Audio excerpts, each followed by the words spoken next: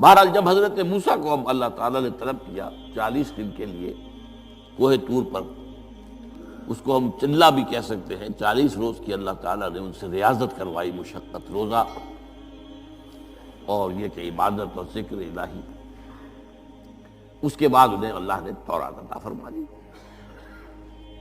تو اسی طریقے سے وہاں 40 دن کا معاملہ ہوا حضرت موسیٰ علیہ السلام کے ساتھ۔ اس کے بعد الواح دے دی گئیں، جو پتھر کی تختیاں تھیں، ان کے اوپر جو احکام عشرہ ہیں، دی 10 کمانڈمنٹس، جو بنیاد ہے۔ جیسے میں نے کہا کہ سورہ بقرہ جو ہے شریعت محمدی کی اساس ہے، تو شریعت موسوی کی اساس وہ 10 کمانڈمنٹس ہیں، جو کہ پتھر کی سلوں پر لکھی ہوئی دی گئی ہیں حضرت موسیٰ علیہ السلام کو کوہ طور پر۔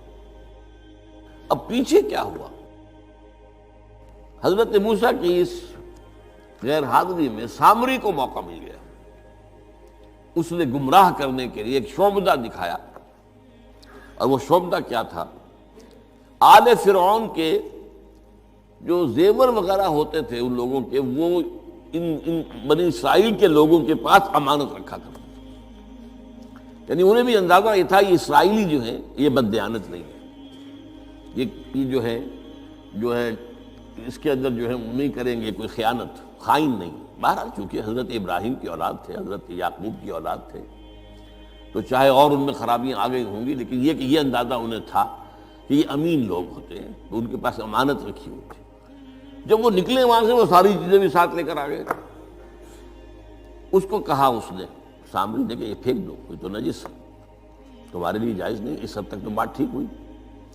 پھر ان کو پگھلا کر اور ایک بچڑے کی شکل بنا لی، اور اس کے اندر ایسا کچھ میکینزم رکھا کہ اس میں سے ہوا گزرتی تھی، اندر سے کھوکھلا تھا، تو آواز ایسی آتی تھی جیسے کہ بچڑا ڈکرا رہا ہو۔ اس نے کہا یہ ہے تمہارا خدا۔ یہ موسیٰ کو تو مغالطہ لگا ہے، کس غلطی فہمی کے اندر وہ پڑ گئے ہیں، کہاں گئے ہیں، کس خدا کے پاس گئے ہیں، یہ خدا تو یہ ہے تمہارا خدا، اسے پوجو۔ بہرحال وہاں کچھ لوگ جو ہے، کافی بڑی تعداد میں لوگوں نے پرستی شروع کر دی۔ اب جب اللہ نے بتایا اے موسیٰ تمہاری قوم پیچھے فتنے میں پڑ چکی ہے، اور اس کی بھی ایک عجیب بات ہے، اس بتائی دوں آپ کو، کہ حضرت موسیٰ کے لیے جو اللہ نے وقت معین کیا تھا کوہ طور پر آنے کا، آپ اس وقت مقرر سے پہلے پہنچ گئے۔ شوق، اللہ نے ایکسپلینیشن کال کی، یہ سورہ طٰہٰ میں موجود ہے۔ ما اعجلک عن قومک یا موسیٰ، موسیٰ یہ تم اپنی قوم کو چھوڑ کر جلدی کیوں آ گئے؟ ابھی تو وہ وقت معین نہیں آیا، کیوں آ گئے؟ اب حضرت موسیٰ تعجب سے کہتے ہیں کہ مجھے تو شاباش ملنی چاہیے تھی کہ تو میرا شوق دیکھ، میرا اشتیاق دیکھ، اور الٹی جو ہے ایکسپلینیشن کال کرنی پڑ رہی ہے۔ قال عجلت الیک ربی لترضیٰ، پروردگار میں تو جلدی کر کے آیا اس لیے تو راضی ہو جائے کہ تیرے طلب کرنے پر میں وقت معین سے بھی پہلے پہنچ گیا ہوں۔ فرمایا نہیں، یہ اجرت جو ہے یہ ایسی خطا ہے تمہاری کہ تم نے در حقیقت جو یہ غلطی کی ہے اس کی وجہ سے سامری کو موقع مل گیا ہے کہ اس نے تمہاری قوم کو اضلهم السامری، سامری نے گمراہ کر دیا۔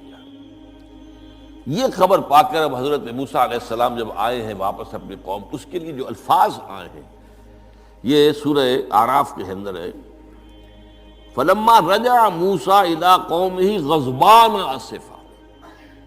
یہ غضبان، یہ غضب کی ایک انتہائی شکل ہے۔ اس وزن پر عربی زبان میں جو الفاظ آتے ہیں وہ کسی شے کی شدت کو ظاہر کرتے ہیں۔ انا جوعان، میں بھوک سے مرا جا رہا ہوں۔ انا عطشان، میں پیاس سے مرا جا رہا ہوں۔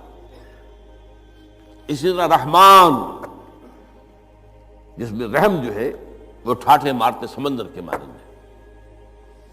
تو اس وزن پر جو الفاظ آتے ہیں اسی وجہ سے غضبان، تو میں کہہ رہا تھا یہ ہے جلالی طبیعت حضرت موسیٰ علیہ السلام کی، کہ انہیں جب یہ اندازہ ہوا کہ میری قوم کے کچھ لوگ جو ہیں وہ اس طریقے سے گمراہ ہو گئے، مشرک ہو گئے، وہ شرک بھی جلی شرک، خفی شرک نہیں، باقاعدہ ایک پرستش جو ہے ہو رہی ہے ایک بچڑے کی، اسے خدا مانا جا رہا ہے۔ اسفا، بہت ہی متاسف۔ اب یہ دو الفاظ آ گئے، غضبان اسفا، ایک جانب غضبناک اور دوسری طرف انتہائی افسوس اور رنج کی کیفیت۔ چنانچہ وہاں آ کر جو الفاظ قرآن مجید میں آئے ہیں اسی جلالی طبیعت کا مظہر، وَأَلْقَى الْأَلْوَاحَ، وہ جو لے کر آئے تھے تختیاں وہ تو آپ نے ڈال دی۔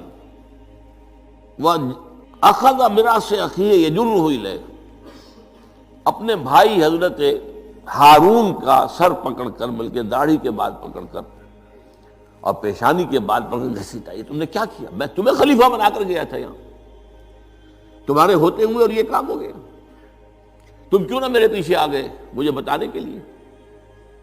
بہرحال چونکہ خلیفہ بنا کر گئے تھے، انہیں رہنا تو وہاں تھا، لیکن انہوں نے کہا کہ مجھے اندیشہ یہ ہوا کہ آپ یہ کہیں گے کہ تم نے بنی اسرائیل میں تفرقہ پیدا کر دیا، اس لیے میں نے برداشت کیا، کیا کرنا، روکتا رہا میں، لیکن یہ کہ میں نے ان کے درمیان جو ہے کوئی بہت بڑا قدم نہیں اٹھایا۔ لیکن بہرحال اس کے بعد جو قدم اٹھایا گیا وہاں پر، وہ فیصلہ کیا گیا کہ 12 قبیلوں میں سے ہر قبیلے کے جتنے لوگوں نے یہ شرک کیا ہے، اسی قبیلے کے لوگ جو توحید پر قائم رہے ہیں وہ اپنے بھائیوں کو قتل کریں اور ذبح کریں۔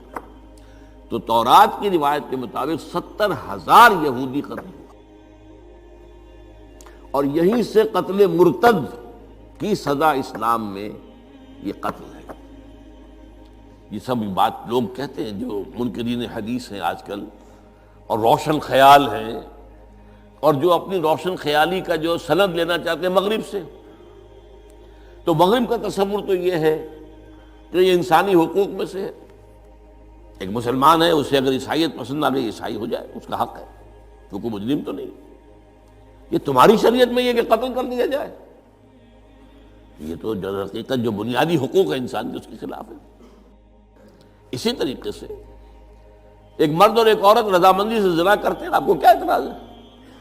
جو ان کا حق ہے، ہاں مائنر نہ ہو، چھوٹے نہ ہو، نابالغ سے زنا نہ کیا گیا ہو، جبر نہ کیا جائے، جبر کریں گے تو مجرم ہو جائیں گے، لیکن اگر رضا کے ساتھ باہمی رضامندی سے وہ کرتے ہیں یہ زنا تو کوئی جرم نہیں ہے، ان کی مرضی ہے۔ تو یہ سارا تصور جو ہے حقوق انسانی کا، جس طرح کا ایک مبالغہ آمیز تصور دنیا میں ہو گیا ہے، اس کی روح سے ہمارے ہاں بھی جو لوگ ہیں جو انہی کو ماڈل بنا رہے ہیں اب، تو وہ کہتے ہیں کہ جناب قرآن میں کہاں ہے مرتد کی سزا، اس طرح قرآن میں کہاں رجم کی سزا؟ تو یہ جان لیجئے کہ یہ دونوں سزائیں حضور نے اپنی سنت کے ذریعے سے نافذ کی ہیں، لیکن اخذ کی ہیں تورات سے۔ ظاہر بات ہے کہ حضور سے پہلے جو شریعت موسوی تھی وہ لاگو تھی، یہودیوں کے لیے شریعت موسوی تھی، آج تک بھی ہے۔ عیسائیوں کے لیے بھی حضرت مسیح یہی کہہ کر گئے تھے کہ یہ نہ سمجھنا کہ شریعت موسوی کو ختم کرنے آیا ہوں میں،